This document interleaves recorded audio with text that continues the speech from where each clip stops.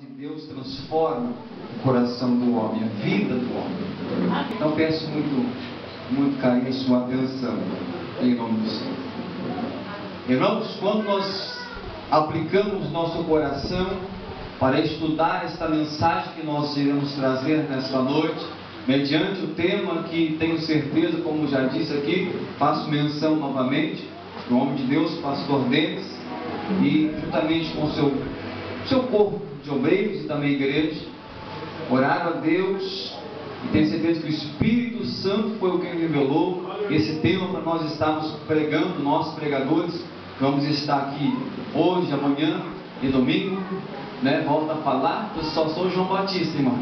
Amanhã eu vou mais forte que eu para pregar e para fazer, né? Mas vou dar meus pulos aí. Amanhã esse cara aqui vai fazer tremendo negócio. Mas Deus falou conosco quando aplicamos nosso coração mediante a esse tema. E quando nós observamos o texto e o livro de Neemias, quem teve a oportunidade de estudar um pouco mais a Bíblia Sagrada, quem não teve vai ouvir agora. A princípio, originalmente, irmãos, o livro de Esdras e Neemias, se vocês observarem a leitura dos dois livros que são sequência aqui na Bíblia, você vai observar um laço muito forte entre esses dois personagens, o sacerdote Esdras e também esse governador, o chamado Neemias, que agora está na região ou ali junto com o imperador Artaxerxes, que é o rei da Pérsia, e ele estava lá.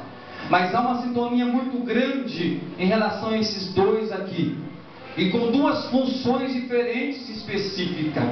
A princípio, originalmente, esse texto, Esdras e Neemias, era simplesmente um único livro, o livro do Esdras.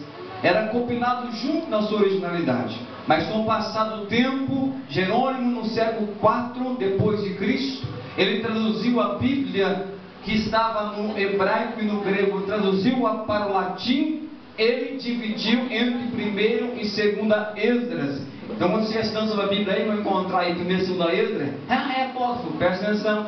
Às vezes não é. É uma versão antiga da Bíblia católica. E posteriormente, então, passados uns anos, novamente ele muda a titularidade do segundo livro, tirando de segunda Esdras para Neemias. Porque ao ler os dois, nós percebemos uma diferença ministerialmente entre os dois, e assim foi passivo colocar essa divisão para a nossa compreensão. Não que a Bíblia se contradiz, mas foi melhor para a nossa compreensão. Mas, pastor Paulo, por que nós devemos ouvir isso que tu falaste nessa noite no início desse trabalho? Porque para nós entendermos a história e o objetivo de Neemias, nós temos que passar um pouco por um período onde o próprio Esdras também passou. Mas para começarmos a entender a grande fidelidade deste homem chamado Neemias, e esta grande obra que ele falou que ele estava envolvido, observamos que Neemias, ele foi enfático quando 4 vezes ele disse que estava envolvido a um grande projeto, uma grande obra que ele não poderia parar. Pastor Paulo, que obra que é esta aí? Vamos andar um pouco na história bíblica. Nós observamos que Neemias está incomodado porque a cidade de Jerusalém está destruída, os seus muros estão caindo. Mas, pastor, por que tanto ele se preocupou com esta cidade de Jerusalém? Vamos observar que ele não se preocupou somente com a estrutura física da cidade, mas ele sabia da importância dessa cidade. Pastor, qual é a importância dessa cidade? Essa cidade não tinha uma região ou um lugar marítimo como tinha Atenas. Esta cidade não era tão cobiçada por seus portos, que tinha também Alexandria e Roma, mas é uma cidade que Deus escolhera para que o seu povo fizesse parte e habitasse naquela cidade.